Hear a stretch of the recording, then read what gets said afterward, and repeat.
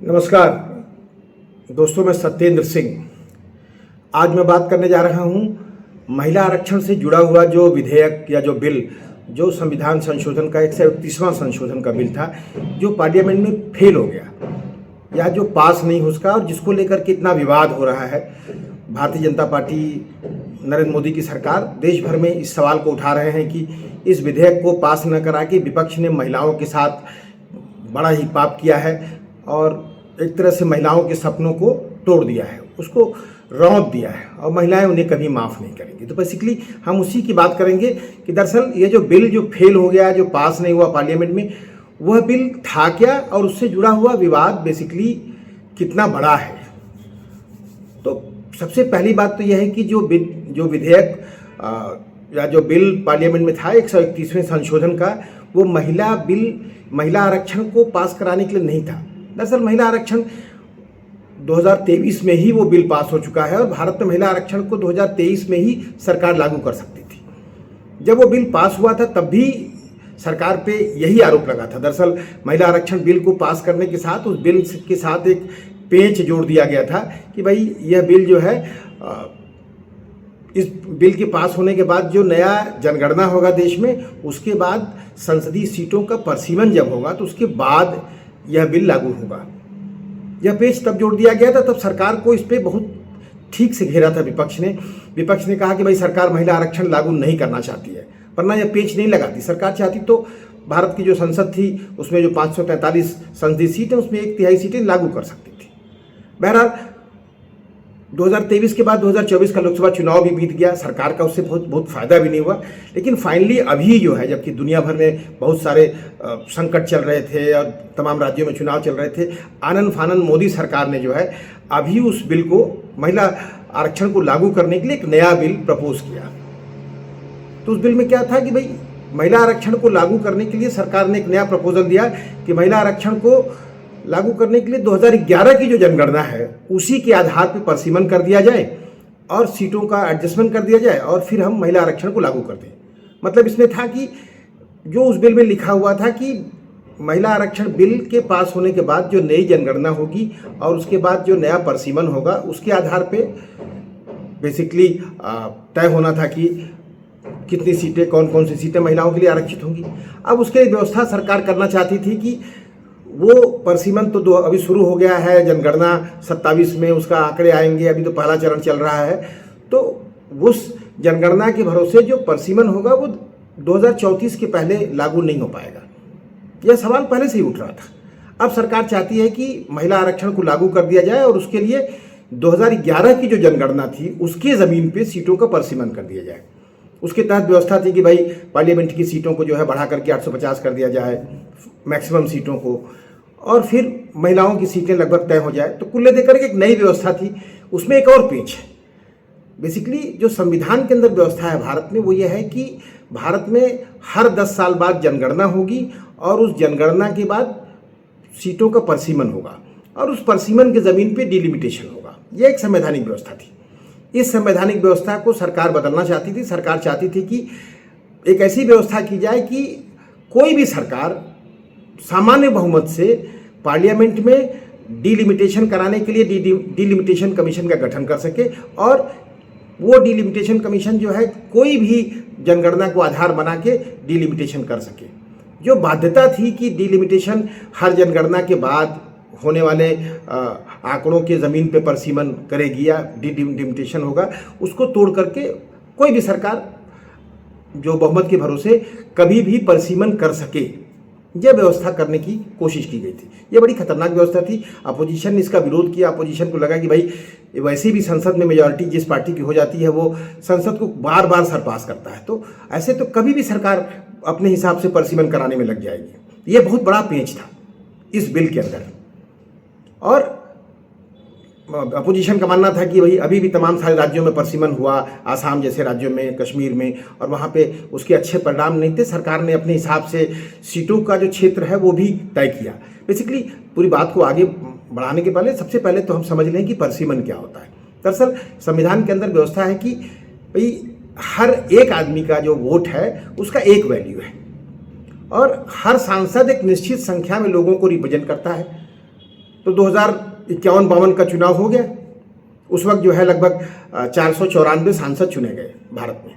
संवैधानिक व्यवस्था है कि कुल 550 सांसद हमारे यहाँ मैक्सिमम हो सकते हैं, अब तक की जो व्यवस्था है। 494 सांसद 2051 में चुने गए, 51-52 के पार्लियामेंट में। हालांकि उस वक्त संसदीय सीटें सिर्फ 401 बनी थी और कुछ सीटों से 2 लोग चुने गए थे, बाद में वो बदल दिया गया और हर सीट से एक आदमी चुना जाएगा, यह बात बाद में तय हो गई। बेसिकली 1961 में जब आज़ादी के बाद का पहला परिसीमन हुआ तब कुल संसद की सीटें 522 हो गई। तय किया गया कि हर कॉन्स्टिट्यूंसी में इतने लोग होंगे और इतने लोगों को एक आदमी रिप्रेजेंट करेगा। और फिर इसके बाद 1971 की जनगणना हुई, जब भारत की आबादी लगभग 54 करोड़ हो गई, उसके बाद भी परिसीमन किया गया। फिर तय हुआ कि भाई फाइनली कुल सीटें तय हुई कि भारत में 543 सीटें होंगी और आज भारत में कुल 543 सीटें हैं। हालांकि 542 सीटें थी, एक सीट दमनदीप के बाद बढ़ गई, तो कुल 543 सीटें हैं। लेकिन 1971 की जनगणना के बाद जो परिसीमन हुआ तो 1976 में एक संविधान संशोधन किया गया, जिसके तहत व्यवस्था कर दी गई कि भाई अब जो है 25 साल तक जनगणना तो होगी लेकिन परिसीमन नहीं होगा सीटों का। दिक्कत क्या हुई? दिक्कत ये हुआ कि जब जनगणना के आधार पे सीटों का परिसीमन तय होना शुरू हुआ तो भाई तय हुआ कि भाई निश्चित संख्या में इतने संख्या पे एक सांसद होगा। तो जिन राज्यों में आबादी तेजी से बढ़ रही थी वहां सीटों की संख्या बढ़ गई। जिन राज्यों ने आबादी को रोकने पे काम किया वहां सीटों की संख्या नहीं बढ़ी, या एक सांसद के हिसाब से सीटों की संख्या तय करने के बाद उनकी सीटें कम हो गई या कम होने की संभावना बन गई। तो ये तय किया गया कि भाई अभी परिसीमन नहीं करेंगे, वरना अलग अलग राज्यों में जो सीटों की संख्या घट बढ़ जाएगी, कम ज़्यादा हो जाएगी। जिन राज्यों की आबादी तेज़ी से बढ़ेगी, जो राज्य आबादी को रोकने पे काम नहीं करेंगे, उनकी सीटें ज़्यादा बढ़ जाएंगी। और जिन राज्यों ने आबादी को रोकने के लिए काम किया है, शिक्षा पे काम किया है, जो उन्होंने जो है समाज को जो है डेवलपमेंट के रास्ते पे ले जाने की कोशिश की है, वो राज्य जो आबादी कम होने के नाते पिछड़ जाएंगे, उन्हें वहाँ पे संसदीय सीटों की संख्या कम हो जाएगी और फिर एक तरह का इम्बैलेंस होगा।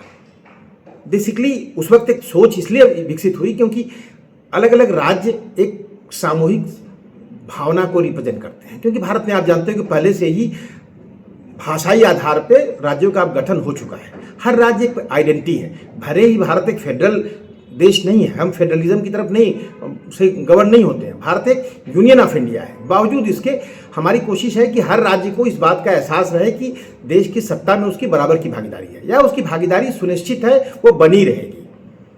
ऐसा नहीं है कि एक राज्य में, मान लीजिए तमिलनाडु में 39 सांसद आज चुने जाते हैं और नया परिसीमन होता है और परिसीमन के बाद जो है एक निश्चित आंकड़े को आधार बनाते हैं, तो मालूम पड़ा कि भाई तमिलनाडु की संख्या जो है अब 39 की जगह 30 हो जाएगी और उत्तर प्रदेश में जो है 80 की जगह 89 हो जाएगी। तो ऐसे तो तमिलनाडु को लगेगा कि संसद में मेरी भागीदारी कम हो गई या संसद के फैसलों में मेरी भागीदारी कम हो गई। यह एक चैलेंज बना हुआ था। इसी चैलेंज को एड्रेस करने के लिए 1971 में लागू किया गया कि भाई परिसीमन हम लोग 25 साल नहीं करेंगे। ये संवैधानिक संशोधन किया गया। इंदिरा गांधी तब प्राइम मिनिस्टर थी और साथ में ये जिम्मेदारी ली गई कि राज्य जो हैं, अलग अलग राज्य अपने यहाँ आबादी को रोकेंगे, भारत में देश भर में एक जैसी स्थिति पैदा हो। हालांकि 2001 आते आते 2001 तक के लिए रोक लगी थी। 2001 की जनगणना होने के बाद फिर वही संकट था, फिर आबादी का आकार बदल गया अलग अलग राज्यों में, तो फिर संविधान में संशोधन किया गया। हालांकि 2002 के बाद परिसीमन शुरू हुआ, लेकिन इस बार सीटों की संख्या को घटाया बढ़ाया नहीं गया। 2002 के परिसीमन में सिर्फ लोकसभा के क्षेत्र का जो है आकार बदला गया। ये 2008 तक परिसीमन चला, लेकिन 2001 के जनगणना के बाद संविधान में फिर संशोधन किया गया। 25 सालों के लिए फिर परिसीमन पर रोक लगा दी गई कि 25 साल तक फिर कोई परिसीमन नहीं होगा। तो 2001 से लेकर के 2026 तक कोई परिसीमन नहीं होना था। 2026 के बाद की जनगणना जो होती उसके आधार पर, मतलब कि अगर रेगुलर जनगणना होती तो 2011 के बाद 2021 की और 2021 के बाद 2031 की जनगणना होती। हालांकि चूंकि 2021 की जनगणना नहीं हुई है, जो अभी इस वक्त 2026 में होने जा रही है, 2027 की जनगणना उसे हम बोल रहे हैं क्योंकि उसके आंकड़े 2027 में आएंगे। तो अब जो 2027 की जनगणना है उसके ज़मीन पे परिसीमन होना था 2001 के संवैधानिक संशोधन के बाद। और महिला आरक्षण जब सरकार ने लाया तो सरकार ने 2023 में तय कर दिया कि भाई जो नया परिसीमन होगा, मतलब कि यही जो नई जनगणना हो रही है उसके आधार पे जो आंकड़े आएंगे फिर परिसीमन होगा।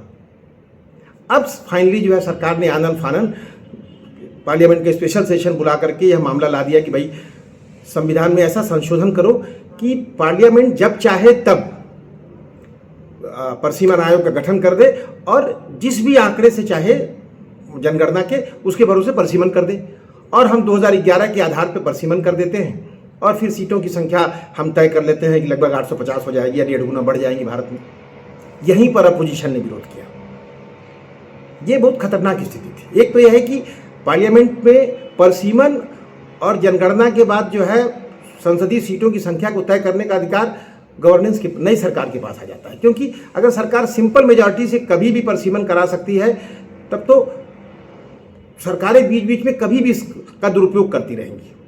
सच्चाई यह है कि जो व्यवस्था थी वो बिखर रही थी। व्यवस्था सिंपली है कि हर जनगणना के बाद परसीमन होगा, जिस पे भले रोक लगा दी गई हो। अभी जनसंख्या बढ़ने के चक्कर में परसीमन पे रोक लगाने की जो पीछे बेसिक कहानी है वो यही है कि भाई इससे इम्बैलेंस तो पैदा हो रहा है। निश्चित रूप से आज स्थितियां हो गई हैं कि कुछ राज्यों में 10 लाख सांसद पे 10 लाख वोट पे एक सांसद है, वही तमाम सारे उत्तर भारत के राज्यों में एक एक कॉन्स्टिट्यूंसी में 25 से 30 लाख की आबादी है। तो एक वोट और एक वैल्यू का सिद्धांत तो लगभग खतरे में है, लेकिन यह मजबूरी भी है क्योंकि राज्यों की भूमिका को हमें बनाए रखना है। ऐसा नहीं कि दिक्कत सिर्फ भारत में है, इस तरह का मामला अमेरिका में भी है। अमेरिका में 1911 के बाद से ही वहाँ पर भी जो उनकी जो हाउस ऑफ रिप्रेजेंटेटिव्स है, जो लोकसभा जैसी उनकी बॉडी जहाँ चुने हुए सांसद चुने जाते हैं, वहाँ पर 2011 से ही परसीमन पर रोक लगा दी गई है, जबकि 2011 से लेकर 2026 तक वहाँ भी आबादी लगभग 4 गुना बढ़ गई है। क्योंकि वहाँ भी एक बड़ा संकट था कि फिर अलग अलग राज्यों को लगता है कि भाई हमारी भागीदारी कम हो रही है। हालांकि अमेरिका एक फेडरल स्टेट है तो राज्यों की भूमिका बहुत महत्वपूर्ण है, उसको बनाए रखना बहुत जरूरी है, उसके लिए बड़ी सहमति लेनी पड़ती है। लेकिन भारत में हमारा फेडरल स्टेट भले न हो, हम फेडरल स्टेट के भरोसे देश को गवर्न कर रहे हैं। इस देश में तमाम राज्यों के इमोशनल भागीदारी से देश इकट्ठा और एकजुट है, तो हमें इसको बनाए रखना है। और ये बहुत बड़ा संकट था। यही कारण है कि विपक्ष ने इस पे सरकार के बिल का विरोध किया। सरकार इसका एक रास्ता निकाला भी जा सकता था, जिसके बारे में एक सहमति के बिंदु हैं जो कल बन भी सकता था कि भाई सीटों की संख्या बढ़ा दी जाए या 850 सीटें हो जाए, 1.5 गुना सीटें संसद में बढ़ जाए और हर राज्य में सीटों की संख्या को 1.5 गुना बढ़ा दिया जाए उसी रेशियो में, माने एक उसको 50% सीटें और बढ़ जाए हर राज्य को। तो यूपी में अगर 80 है तो 120 हो जाए, तमिलनाडु में 39 है तो 59, 58 ऐसे हो जाए। ये एक रेशियो बन सकता था ताकि उनका रेशियो बना रहे पूरी की पूरी व्यवस्था में। लेकिन वहाँ भी संकट था कि इसके बढ़ने के बाद भी उन राज्यों में जहाँ आबादी बढ़ी है, जो आज डोमिनेट करते हैं भारत की संसद में, आज भी उत्तर भारत के राज्यों का एक तरह से संसद में वर्चस्व है, क्योंकि उत्तर भारत के राज्यों में जिस भी पॉलिटिकल पार्टी की संख्या ज़्यादा होती है सीटों की, वो सत्ता पे काबिज हो जाता है।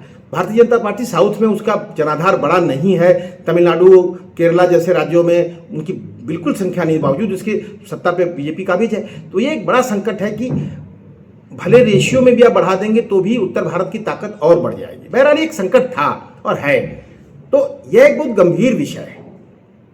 तो एक तरह से आप देखते हैं कि इसमें जो लोकतांत्रिक मूल्य हैं, माने एक वोट एक वैल्यू वाला मूल्य और फेडरलिज्म, ये दो चीज़ें आमने सामने खड़ी है। ये बहुत एक संकट है। यही कारण है कि सरकार के बिल का अपोजिशन ने विरोध किया और अपोजिशन ने कहा कि इस गंभीर विषय को गंभीर ढंग से हल करना चाहिए। ये महिला आरक्षण से जुड़ा हुआ मामला नहीं है। अगर सरकार को महिला आरक्षण लागू करना था तो 2023 में जब बिल पास हुआ था तो भी सरकार महिला आरक्षण लागू कर सकती थी। उसके लिए कुछ नहीं करना था। जो संसद की संख्या है 543, उसकी 1/3 सीटों को रिजर्व कर सकती थी। आज भी सरकार यह काम कर सकती है। 543 सीटों में से 170 सीटें लगभग महिलाओं को रिजर्व कर दीजिए, 167 जो भी है, और फिर आप उनके लिए सीटों को आइडेंटिफाई करने के लिए परसीमन कर लीजिए, कोई ऐसी व्यवस्था करिए। तो यह स्थिति तो बन सकती थी। सरकार जो है जिस परसीमन की बात कर रही है और परसीमन के लिए जो पार्लियामेंट को या सरकार को ताकत दे रही है कि सरकार जब चाहे तब परसीमन करा ले, जिस आंकड़े से चाहे उससे परसीमन करा ले जनगणना के, वह एक बहुत खतरनाक स्थिति थी। इस नाते इस बिल का अपोजिशन ने पूरी तौर पर विरोध किया, क्योंकि अगर यह बिल पास हो जाता तो निश्चित रूप से नॉर्थ और साउथ के बीच में एक इमोशनल डिवाइड दिखता। एक तरह से कहेंगे कि अपोजिशन ने देश को बचा लिया, उस डिवाइड को रोक दिया। अपोजिशन ने, मैं तो कहूँगा कि भारतीय जनता पार्टी का भी बड़ा फायदा कर दिया, क्योंकि परसीमन एक बड़ा ही गहरा फंसा हुआ पेच है। इस पर नॉर्थ और साउथ के बीच में सवाल हैं और ये बने रहेंगे। अभी 2011 की ज़मीन पे ही अभी फाइनेंस कमीशन जो है उसने वो इस बात को देखने की कोशिश की कि कैसे साउथ के राज्य जो है वहाँ आबादी कम हो रही है और भारत में जीडीपी में उनकी बड़ी भागीदारी है, लेकिन बदले में जो उनको इकोनॉमिक सपोर्ट मिलता है वो कम है। इस तरह के सवाल बार बार साउथ से उठते रहे हैं। ऐसे में साउथ के राज्यों के भावनात्मक जो सवाल है उनको हमें हल करना चाहिए, उनको हमें भावनात्मक सपोर्ट देने की जरूरत थी। इस देश को की एकता इस देश में सबसे ऊपर है। तो मेरा अपना मानना है कि अगर ये बिल गिरा तो इससे देश के लिए तात्कालिक तौर पर बड़ी राहत है। और भारतीय जनता पार्टी जो खुद अपने आप को दक्षिण भारत में विस्तारित करना चाहती है, जिसके राजनीति की अपनी संभावनाएं हैं, उसके लिए भी है। क्योंकि अगर ये बिल पास होता तो भाजपा के लिए उन राज्यों में जहाँ पे इसके नाते भावनात्मक इशू बनेगा वहाँ भाजपा का नुकसान होता। तमिलनाडु और केरला में बड़ा नुकसान हो सकता। तो मैं तो इसको ऐसे ही देखता हूँ। लेकिन बहरहाल भारतीय जनता पार्टी ने पूरे देश भर में ऐसा माहौल बना दिया कि भाई अपोजिशन ने महिला बिल को रोक दिया और अब इस पर मोदी जी ने देश के नाम को संबोधित भी कर दिया। हालांकि चुनाव प्रचार चल रहा है, इसका काफ़ी विरोध हुआ कि चुनाव प्रचार के बीच में आप महिला आरक्षण के नाम पे, राष्ट्र को संबोधन के नाम पे देश के संसाधनों का इस्तेमाल करके आप प्रचार कर रहे हो। वो चाहे जो हो, लेकिन मेरा अपना मानना है कि सरकार ने महिला आरक्षण को ला करके अगर कोई पॉलिटिकल गेन करने की कोशिश की होगी तो बेवकूफ़ी थी। सरकार को ऐसा नहीं करना चाहिए था। उससे उनका बड़ा फायदा भी नहीं होने जा रहा है, बल्कि लॉन्ग टर्म में भी नुकसान होता अगर ये बिल पास हो जाता तो भी, और अगर बिल नहीं पास हुआ है तो भी। यह सीरियस महिला आरक्षण को लेकर सरकार सीरियस नहीं दिखती है, मैसेज जा रहा है। सरकार उसके लिए जितना कैंपेन करे, अभी चुनाव सामने हैं बंगाल के और तमिलनाडु को, समझ में आएगा कि महिलाओं ने कितना इसके चलते सरकार को सपोर्ट किया है। मेरा अपना मानना है कि सरकार को थोड़ा सा इस बात को लेकर बहुत गंभीर होना चाहिए था और महिला आरक्षण को इस गंभीर मुद्दे के साथ घालमेल नहीं करना चाहिए था। ये जो परसीमन का मुद्दा है एक बहुत ही गहरा पेच है। इसको इस देश में हल आज करना है। जो अभी 2026 की जनगणना हो जाएगी तो उसके बाद 27 की जनगणना के बाद उसका तो परसीमन का फिर सवाल सामने खड़ा होगा, उसे हल करना होगा, उस पर राष्ट्रीय सहमति बनानी होगी और हमें एक सही जगह पहुंचना होगा और फिर हमें कल का रास्ता बनाना होगा। क्योंकि आबादी का जो आंकड़ा है बदलते रहेगा। अब तो एक नई स्थिति बन रही है कि साउथ के तमाम राज्यों में आबादी तेजी से घट रही है। भारत में एक छोटी सी बात आपसे शेयर करूं कि जो महिलाओं का जो प्रजनन दर है 2.1 हो अगर, तो किसी भी समाज में आबादी स्थिर हो जाती है। भारत उस मोड़ पे खड़ा है, हमारी आबादी स्थिर हो गई है। लेकिन कुछ राज्यों में या जो महिलाओं की प्रजनन दर है, मतलब एक महिला जो बच्चे पैदा करती है उसका दर की बात करें तो 1.6 1.7 है, वहाँ तेजी से आबादी गिर रही है। यही कारण है कि आपने देखा होगा कि अभी आंध्र प्रदेश के मुख्यमंत्री ने कहा कि 3 बच्चे पैदा करो, कुछ इस तरह की बातें करना शुरू कर दिया। तमिलनाडु, केरला जैसे राज्य हैं, हिमाचल प्रदेश जैसे राज्य हैं, कई सारे ऐसे राज्य हैं, नॉर्थ ईस्ट के हमारे राज्य हैं जहाँ पर आबादी कम हो रही है। तो अभी जो परसीमन होगा अगर हम उसको लॉन्ग रन में सोचना है, फिर आबादी में चीज़ें घट बढ़ होंगी, इससे भारत में एक फेडरल स्ट्रक्चर पे एक बड़ा असर पड़ेगा। तो हमें फेडरल स्ट्रक्चर को भी मेंटेन करना है, आबादी में होने वाली वृद्धि और या आने वाले दिनों में जो आबादी रुकेगी या उसमें जो कमी होगी, इन सब चीज़ों को साथ में एड्रेस करना है। हमें अपने लोकतांत्रिक मूल्यों को भी बनाए रखना है, एक वोट एक वैल्यू को भी कहीं ना कहीं मेंटेन करना है, उसके लिए भी हमें प्रयास करना है। और साथ में फेडरल स्ट्रक्चर में हर राज्य को लगे कि देश की सत्ता में उसकी भागीदारी बड़ी स्थिर है। ऐसा नहीं कि एक राज्य को लगे कि हमने खूब बढ़िया से आबादी को कंट्रोल किया, अपनी आबादी को कम करना शुरू कर दिया है, या आबादी और दूसरे राज्यों की आबादी बढ़ रही तब उसकी सत्ता में भागीदारी बढ़ गई, उनके सांसद बढ़ गए हैं और हम जो है कल हमारा 7% का वोट शेयर था पार्लियामेंट में या 10% का वोट शेयर था, अब घर के 6% हो जाएगा। तो यह एक संकट है, ये बहुत सेंसिबल विषय है जिस पे गंभीर बहस की जरूरत थी। इसी से जुड़ा हुआ एक और मुद्दा है, जरा सोचिए उसके बारे में कि लोकसभा की सीटें अगर 850 हो जाती तो भारत में राज्यसभा की सीटें कुल 250 ही हैं अभी, जो अधिक से अधिक 250 245 सीटें हैं। तो लोकसभा की तुलना में राज्यसभा की सीटें काफ़ी कम दिखती।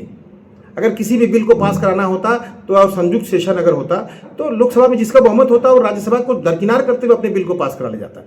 आज जो है लोकसभा और राज्यसभा की सीटों का रेशियो 2.2 और 1 का है। अगर ये सीटें लोकसभा की बढ़ जाए 850 हो जाए तो ये 3.3 और 1 का हो जाएगा। माने लोकसभा की ताकत राज्यसभा के सामने बहुत बढ़ जाती है। यह भी राज्यों के रिप्रेजेंटेशन के ऊपर एक बड़ा हमला है, क्योंकि राज्यसभा एक तरह से राज्यों की सभा है, राज्यों के विधानसभाओं से लोग चुन के वहां आते हैं। तो एक बहुत गंभीर संवैधानिक संकट था, एक गंभीर संवैधानिक विषय है। मेरा अपना मानना है कि इस विषय को ठीक से हल करने के लिए सरकार को आगे काम करना चाहिए। यह हम सब की एक राष्ट्रीय जिम्मेदारी है। इस पर राजनीति नहीं होनी चाहिए। मेरा अपना मानना है कि महिला आरक्षण का बिल जिसको लेकर के सरकार जिस तरह से माहौल बना रही है वो ठीक है। महिला आरक्षण का बिल सरकार ले आई है, उसका फायदा लेना चाहेगी पॉलिटिकली, वो ठीक है, लेकिन उसको लागू करने के लिए सरकार ने जिस तरह का पेंच बना रखा है, 2023 में जिस तरह का पेंच डाला, अभी जिस तरह का पेंच डाला, उससे सरकार का नुकसान होगा। मुझे नहीं मालूम कि मोदी सरकार को कैसे लगता होगा कि कैंपेन करके उसका फायदा उठा लेंगे, क्योंकि महिलाएं भी बहुत जागरूक हो गई। प्रियंका गांधी ने कहा कि महिलाएं बहुत जागरूक हैं, महिलाओं के बहुत सारे दूसरे सवाल सामने खड़े हैं। ऐसे में ये सोच लेना कि आप सिर्फ कैंपेन करके अपोजिशन को कटघरे में खड़ा कर देंगे तो ये नहीं हो सकता है। तो मेरा अपना मानना है सरकार को इस पर सीरियस होना चाहिए। ये कोई पॉलिटिकल फायदे नुकसान का मामला नहीं है। महिला आरक्षण का फायदा अगर मिलना होगा तो मिलेगा आपको, उसको लागू भी आप कर सकते हो, लेकिन महिला आरक्षण को डिलिमिटेशन को घालमेल साथ में मत करिए। डिलिमिटेशन के लिए पूरे देश को साथ में बैठ करके ठीक से सोचना होगा। बहरहाल ये विषय मैं आपके साथ साझा करना चाहता था बगैर किसी पॉलिटिकल इंटेंशन से। मैं चाहूँगा कि आप इसे समझिए और अगर अच्छा लगे तो दोस्तों में भी शेयर करिए। साथ में गुजारिश है कि इस प्लेटफॉर्म को सब्सक्राइब कीजिए। फिर बात करेंगे किसी दूसरे विषय पे, दूसरे सवाल पे, या कोई नया डेवलपमेंट इसी सवाल पे आता तो उसके बारे में। तब तक के लिए नमस्कार।